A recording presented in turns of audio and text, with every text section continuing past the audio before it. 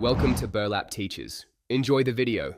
You begin by inserting the container that holds your content. Click Insert, choose Text Box, then pick a style or draw one freehand. This establishes the object you'll edit. Once done, type your first line so you have visible content and make sure to set font and size now. It prevents reflow later. Why start here? Because the initial size and typography determine wrapping and layout. Doing it first saves repeated adjustments as you continue. Next, focus on placement and visual behavior. Move the box and open layout options to choose wrapping square or tight for flowing text, or behind text for layered design. This controls how content interacts. Once chosen, resize with corner handles, hold Shift to lock aspect ratio, or nudge with arrow keys for precision.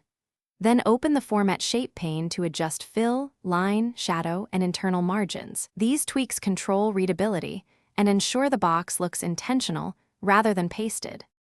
To finish, secure behavior across edits.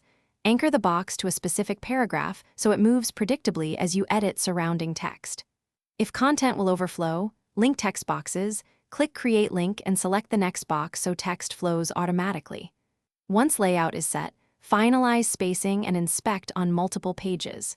If things go wrong, reset wrapping and internal margins or convert the object to a frame. That often resolves stubborn reflow or anchoring problems, keeping your document stable and professional.